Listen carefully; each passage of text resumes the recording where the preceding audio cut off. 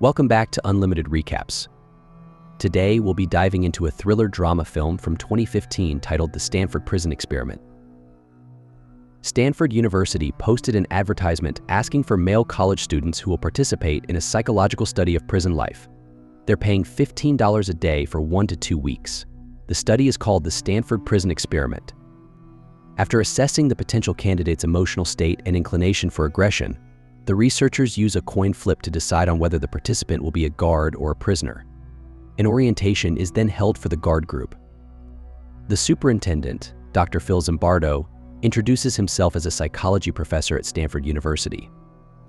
The experiment is part of his research on the effects prisons have on human behavior, and he explains that they will be using Stanford's faculty offices as prison cells while the hallway will serve as the prison yard.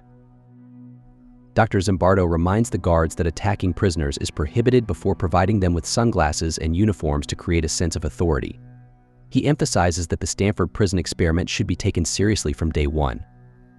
The surveillance begins with Dr. Zimbardo and his team monitoring the proceedings. Prisoner Daniel is introduced to his new identity, Prisoner 8612, and is taken to his cell with Jeff and Peter. During a lineup, the guard lays down rules, while in the surveillance room, Mike prepares for his role as warden. A disagreement arises about whether to ease up on the guards. At mealtime, Prisoner 5704 requests a cigarette but is denied by Christopher, who claims smoking is a privilege. Tensions escalate when Christopher asserts his authority, slamming his baton and enforcing strict discipline during counting drills. Prisoners struggle to keep up, facing push-ups for mistakes. When Daniel expresses his frustration, Christopher retaliates by sending him to the hole, a dark, cramped space. Meanwhile, some guards enjoy the power dynamics, while others feel uneasy about Christopher's aggressive behavior. The guard considers giving Daniel extra attention that night. While the prisoners sleep, the guards wake them and force them to put their hands on the wall for exercise, making them do 40 push-ups and jumping jacks. Agitated but compliant, Peter protests after finishing and calls the guard a fascist pig. The guard orders Peter to be put in the hole, then disrupts Daniel's bed making to give him extra attention. Upset, Daniel slams the guard against the wall, prompting the guard to hit him with a baton. Realizing he broke protocol, the guard orders Daniel to the hole, where Daniel expresses satisfaction at fighting back and persuades Peter to rally the other prisoners against the guards. On day 2 of the Stanford Prison Experiment, the prisoners, looking tense and on edge, eat their meals. Prisoner 5486, in particular, hesitates to move when instructed to wash his plate, insisting he won't go without his glasses. The guard drags to the hole after he refuses to move. Researchers wake Dr. Zimbardo to show him footage, but despite Kyle's concerns, Zimbardo chooses to observe. After the prisoners are released, Peter discusses rebellion with Daniel, but when the guards check, they find Peter's cell barred and the prisoners' numbers cut up, prompting Daniel to support Peter. The guards report to Zimbardo, who reprimands them for losing control and instructs them to break the prisoners' bonds. They forcibly remove all beds, with Daniel and his cellmates resisting, while other prisoners comply. Zimbardo seems amused as a guard orders Jeff to put his cap back on. Jeff refuses and is restrained. The guards reward the compliant prisoners from cell 3 with a decent meal and return 5486's glasses to set an example. Meanwhile, Daniel uses a screw to unlock his cell and escapes with 7258, but they find all exit doors locked. The guards and researchers soon arrive, capturing them and forcing them to face the wall, while the guards rip off their dresses as they beg for mercy. The guards, now with Daniel and Peter naked, shove Daniel back into the hole for being a bad influence, while Peter is forced into a different cell with the tied-up Jeff. Later, Christopher sprays Peter's cell with a fire extinguisher, allowing the guards to open the door.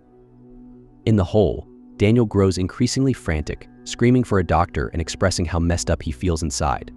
After begging to be let out, he is brought before Fletcher and the researchers, where he weakly clings to have a stomachache. Fletcher dismisses him, arguing that he can't tell someone with 17 years of hard time what it's like.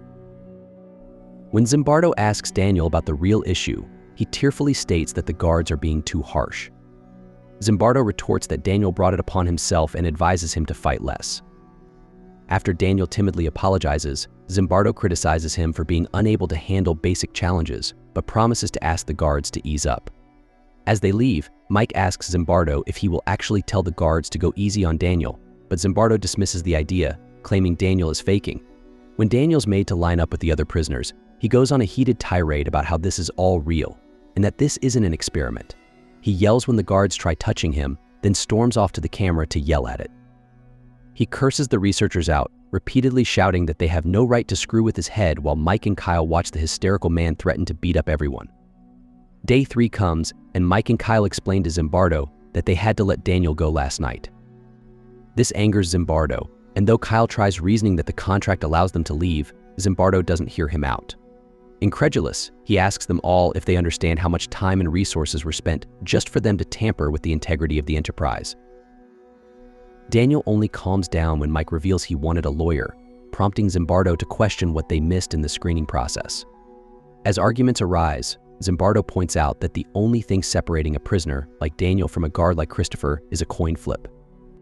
Later, in the surveillance room, Kyle plays a tape from Jeff in prisoner 7258, who believes Daniel is home and not in maximum security, dismissing Daniel's breakdown as acting. Zimbardo is surprised but is interrupted by Mike, who informs him that the prisoner's visitors have arrived. After visiting hours, Zimbardo instructs his colleagues to increase security, citing Daniel's escape plan. Despite their suggestion for him to rest, he insists on sitting guard. While on duty, a co-professor questions Zimbardo's methods, which offends him, leading him to cut the conversation short. Later, Mike informs Zimbardo that Kyle has left due to a family death, which frustrates Zimbardo. By day 4, Peter begins to crack under the pressure, staying in his cell and screaming into a pillow when his request for a doctor is ignored. When a priest meets with the prisoners, Zimbardo takes notes, and when it's Peter's turn, the guards find he has made a mess of the pillow feathers in his cell. The priest asks Peter if he's contacted a lawyer, and Peter mentions he has an uncle who is one, prompting the priest to encourage him to call.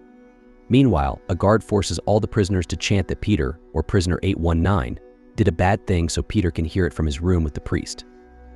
Overwhelmed by the chanting, Peter screams, clutching his head in tears, insisting he isn't a bad prisoner, which leads Zimbardo to let him leave.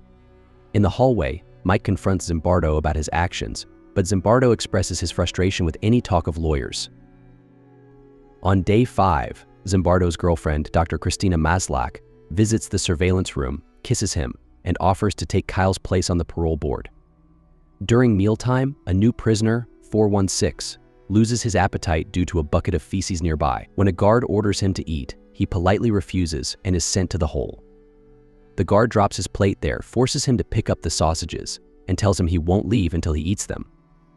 In a meeting with the researchers, Jeff meekly requests Parole to spend his 23rd birthday with friends. Fletcher berates him over imaginary charges, with Zimbardo encouraging the antagonism until Jeff is in tears and is taken away. Before leaving, Christina, visibly disturbed, asks Jeff if he'd give up his prison salary for Parole, and he eagerly agrees. During their meeting, Mike observes that Jeff is close to breaking, but Zimbardo refuses to grant parole, fearing it would encourage other prisoners to believe talking could secure their release. Fletcher suggests that Jeff has merely reenacted what was done to him and becomes emotional, leaving the room with Zimbardo following. Fletcher expresses his desire to leave, feeling he has become everything he despises and that he enjoyed it. Zimbardo asks him to stay, and Fletcher pleads for Jeff's parole instead.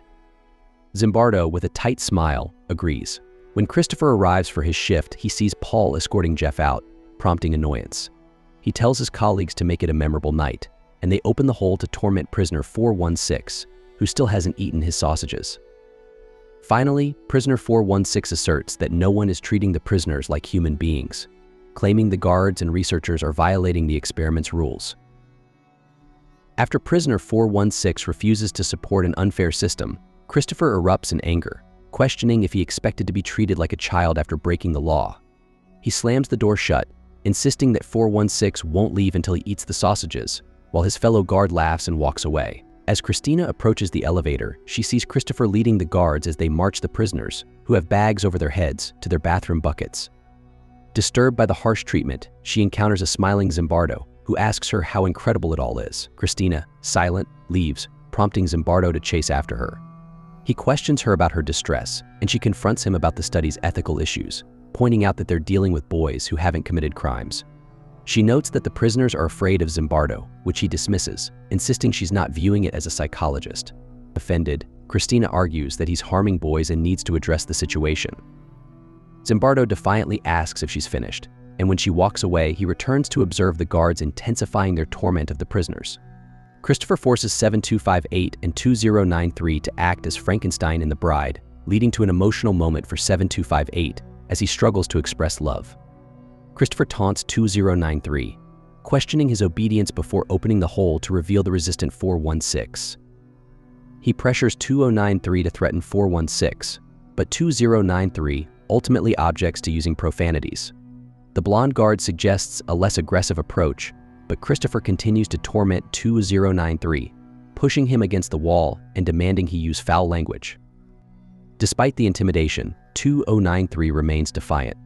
Frustrated, Christopher holds the other prisoners hostage, declaring they won't sleep until 2093 complies with his demands. Eventually, prisoner 2093 meets Christopher halfway, reluctantly using a profane word but claiming it has no meaning. Satisfied, Christopher punishes him for swearing by ordering 10 push-ups. 2093 thanks him and begins, but the ponytail guard places his foot on his back, forcing him to start over. Christopher then has prisoners 5704 and 4325 sit on 2093's back. Overwhelmed by the weight, 2093 collapses and begins to sob. Zimbardo watches with increasing concern, realizing the situation is spiraling out of control. Christopher then lines up the prisoners, mocking them by calling them camels and forcing them to simulate mating. The prisoners comply with blank expressions, while prisoner 416 is coerced into singing Amazing Grace under duress. As the guard's reign of terror escalates, Zimbardo reflects in horror and regret on his actions.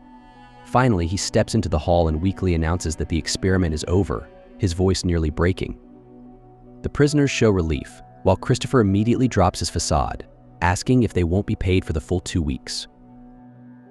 The Stanford prison experiment was terminated on August 20th, 1971, after just 6 days. In follow-up interviews 2 months later, a guard admits it's easy to judge, but now realizes his own capacity for such behavior, which pains him. Daniel expresses that the experience still haunts him, and he is troubled by the potential for people to be as cruel as the guards were. Despite acknowledging Christopher as a nice guy, he harbors resentment for the transformation he witnessed. Christopher, on the other hand, insists he didn't perceive his actions as harmful but rather as part of his own experiment on verbal abuse. Ultimately, Dr. Phil Zimbardo shifted his focus to educating others about authority and the abuse of power. If you liked this video, please like, share, and subscribe to my channel.